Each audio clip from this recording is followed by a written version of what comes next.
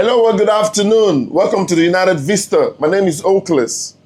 All right, there's been lots of news flying around now Old Trafford, and I think it's not good. They are not good news right now. Right? Okay, what should I start? The good news or the bad news? Well, the good news first. Manchester United are keen and serious to sign Baleba January. That's the update I'm getting. I don't know how possible that is, but if you don't get him January, but in the summer, I believe that we'll put all our eggs in it. It's obvious that the problem we have in the club is still surrounding around the midfield. Okay?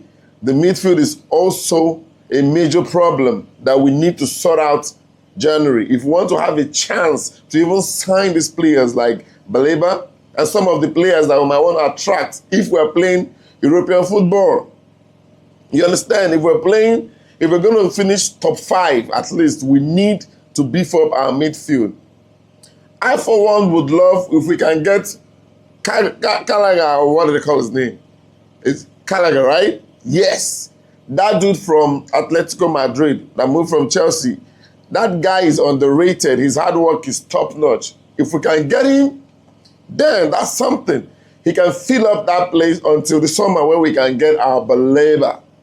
Baleba, what is fantastic about this Baleba is just that he has the energy and then he has the ball retention and he can walk around like a machine in that midfield. He cannot be Casemiro.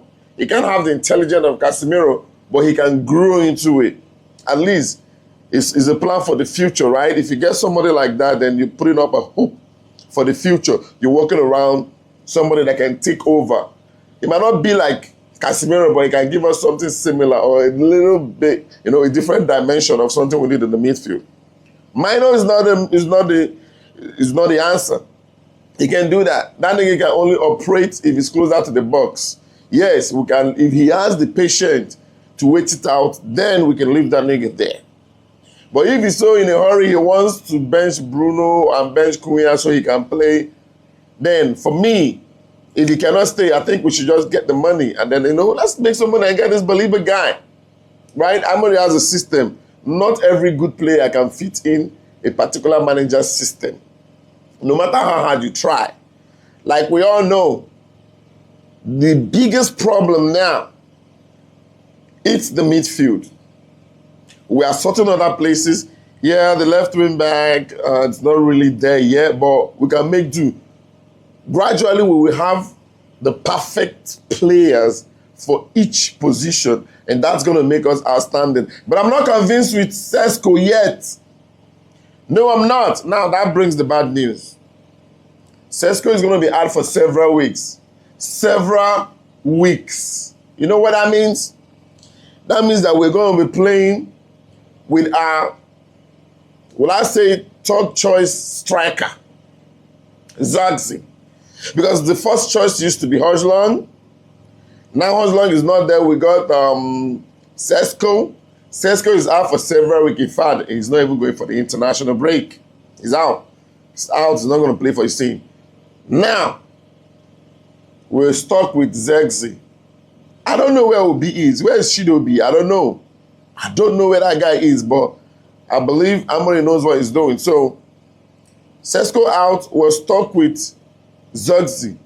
Something in me tells me, can we see what Zagzi can bring? Can we see what Zagzi can bring? Because you never can tell. This guy can hit the ground running.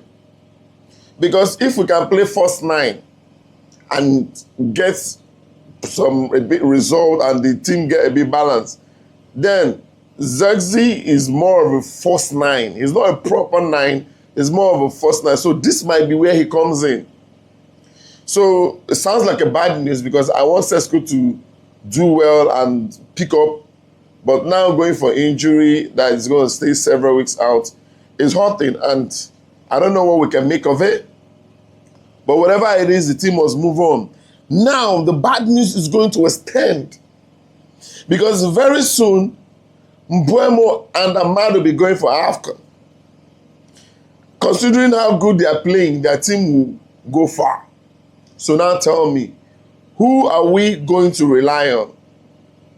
We don't have anybody at all that can play that top right for us in the team if Ahmad and Mbeumo leaves. If it was one of them going, you can say, okay, maybe Ahmad can play in the place of Mbeumo, or Mbeumo going, or maybe Mbeumo leaving, staying, Ahmad will go, you know, somebody like that. But we don't have anybody like that. And I don't even see anybody like that in the team. What are you going to do? Are you going to play? You're going to be playing Mount there now? Or are you going to be playing Bruno there? I can't even picture this.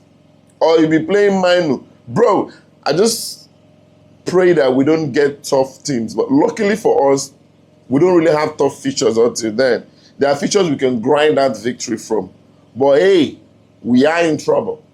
And you cannot depend on Dalot. That nigga, I don't know, he's not United blood. He's just fit for being fit's sake. So whether we like it or not, we are going to miss Šeško now. We're going to miss him for a long time. What are we going to do? So it's crazy. And I got one of the players, so-called legends, Ruth Gullit, though I like him though. He was saying something like, Manchester United players are always doing well when they leave the club.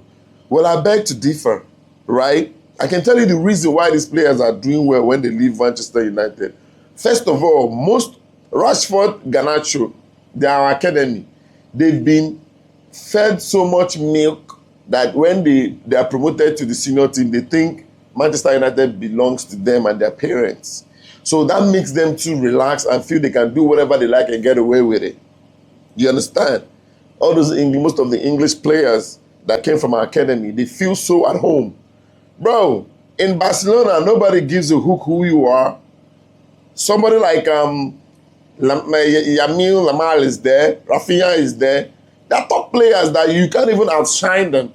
Yeah, you are just one of the good guys there, but there's no burden on you. Or like when Rashford was in Manchester United, all the whole camera was on him. Whatever he does, if he goes to party, if he pees 2 times a day, they see it. The same thing with Garnacho and all that. But here, nobody really gives a hook who you are. And if you don't perform or you don't do well, they scrutinize immediately and then they punish you. You do.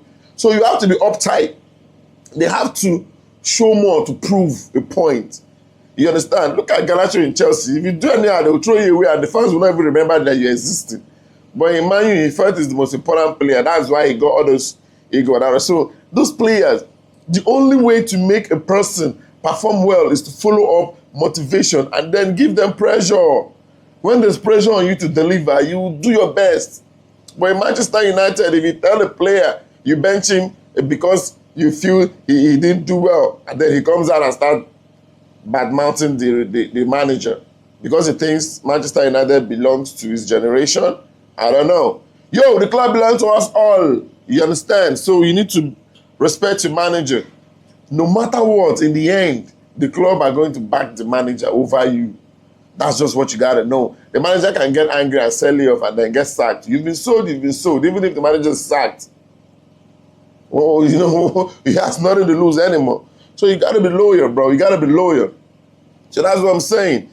I just hope that the international break, everybody's going to come back fit and sound and no injury anymore. Please, the least thing we need now is injuries because we're going to be losing some of our good players to AFCON soon.